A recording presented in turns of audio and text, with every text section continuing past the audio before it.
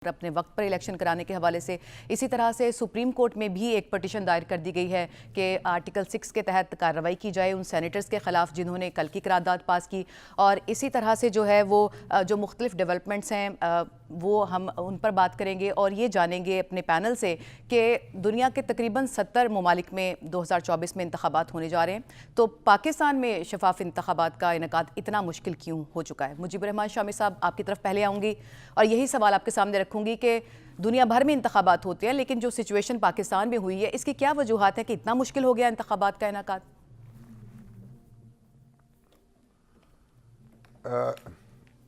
देखिए, पाकिस्तान में इंतखाबात की एक अपनी तारीख़ है और पाकिस्तान का एक अपना कल्चर है और पाकिस्तान की सियासी जमातें जो हैं उनकी अपनी आज़ाद हैं और पाकिस्तान के जो अदारे हैं वो भी अपने मशागिल रखते हैं।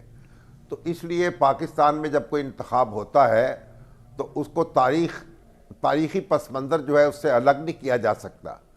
लेकिन पाकिस्तान कोई इस खित्ते का वाहिद मुल्क नहीं है। आप देखें बांग्लादेश में क्या हो रहा है।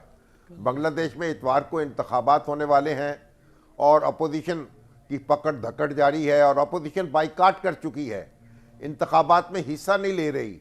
और हसीना वाजिद जो हैं वो बिला मुकाबला वज़ीर-ए-आज़म बनने की तैयारियां कर रही हैं और अपोजिशन का रास्ता बंद है, जीना हराम है। उसके मुकाबले में अगर पाकिस्तान की तरफ आप नज़र दौड़ाएँ तो थोड़ा बहुत इत्मीनान का सांस ले लिया जाएगा। तो पाकिस्तान में जो भी सूरत हाल है, अदलिया में सुनवाई हो रही है, जो लोग जिनको शिकायत पैदा हो रही हैं वो अदालतों में जा रहे हैं, उनकी दरख्वास्तें मंजूर हो रही हैं, उन पर इंतखाबात के दरवाजे खुल रहे हैं। जबकि बांग्लादेश की अदलिया को भी ताले लगे हुए हैं और उनके अदारे जो हैं वो भी आंखें बंद करके हसीना वाजिद के पीछे खड़े हैं। तो ये एक मवाजना मैं इसलिए नहीं कर रहा कि भाई हमें बांग्लादेश से अपने आप को कंपेयर करना चाहिए, मगर मैं कह रहा हूँ कि हमारा जो कल्चर है और इस खित्ते का जो कल्चर है उसमें हम ज़रा उसमें बैठ कर उसको सामने रख कर अपने बारे में गुफ्तगू करें। हम कोई बाद औक़ात ज़्यादा मुबालगा कर लेते हैं अपने हालात को बयान करते हुए। मुश्किलात हैं, मसाइब हैं, शिकायत हैं, लेकिन हमारा सिस्टम जो है उसका अदाला भी कर रहा है और हमारी अदालतें जो हैं वहाँ सुनवाई भी हो रही है। बाकी तो ये देखें ना, सेनेट की जो करारदाद मंजूर हुई है ये तो ब्लेसिंग इन डिस्गाइज है कि आप देखें इसमें शर में से ये खैर बरामद हुआ है कि मुल्क की जो सियासी जमातें हैं वो पूरी मजबूती के साथ इस बात के साथ खड़ी हो गई हैं कि इलेक्शन बहरहाल 8 फरवरी को होना चाहिए। बिलावल भुट्टो जरदारी ने यह कहा है कि आप चाहे यूएनओ से रेजोल्यूशन करवा लें, इंतखाब 8 फरवरी को होगा। मुस्लिम लीग नून की लीडरशिप जो है उसने भी ये जो करारदाद है इसको मुस्तरद कर दिया है। और आप ये देखें, ये दरख्वास्तें जो सुप्रीम कोर्ट में दायर हुई हैं ये तो खैर एक लायानी दरख्वास्तें हैं और अदालत का वक्त ज़ाया करने के मुतरादिफ हैं, क्योंकि सेनेट की या कौमी असम्बली की कार्रवाई पर तौहीन अदालत का इतलाक नहीं हो सकता। आप ऐवान में जो कुछ कहते हैं, जो कुछ करते हैं, उस पर आप किसी अदालत के सामने जवाबदेह नहीं होते, ना कोई अदालत उस पर कोई कार्रवाई कर सकती है।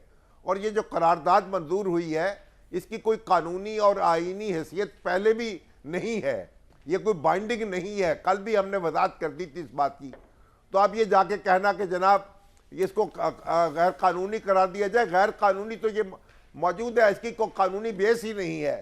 तो इसलिए हमें भी ये जो लोग दरख्वास्तें दायर करते हैं अदालतों में उनको भी ये समझना चाहिए। आर्टिकल 6 की कार्रवाई सेनेटर्स के खिलाफ कैसे हो सकती है और इंतखाबात मौखर करने का मुतालबा जो है वो इंतहाई गद्दारी के ज़िम्मे में कैसे आ गया है। चीज़ों को वहीं रखना चाहिए जहां रखा जाना चाहिए और वो ये ज़रूरत से ज़्यादा मुबालगा करने की ज़रूरत नहीं है। तो बहरहाल मैं ये अर्ज़ कर रहा था कि हमारा जो माहौल है उसमें अगरचे मुश्किलात हैं, उसमें कुछ मनफी मामलात भी हैं, लेकिन बहैसियत मजमूई हम आगे बढ़ रहे हैं और हमारी सियासी जमातें तैयारियों में मसरूफ़ हैं और हमें तवक्को करनी चाहिए और हमें हौसला रखना चाहिए और हमें साबित कदमी से आगे बढ़ना चाहिए। इंशाअल्लाह पाकिस्तान में इंतखाबात होंगे और यहाँ नुमाइंदा हुकूमत कायम होगी। ये कोई एहसान नहीं है किसी पर, ये पाकिस्तान के दस्तूर का बुनियादी तकाजा है। यहाँ की हुकूमत जो है वोट के बगैर कायम नहीं हो सकती, जिसे कानूनी हुकूमत कहते हैं। तो कानूनी और आईनी हुकूमत कायम करने के लिए हर पाकिस्तानी शहरी को, हर अदारे को कमर बस्ता होना चाहिए।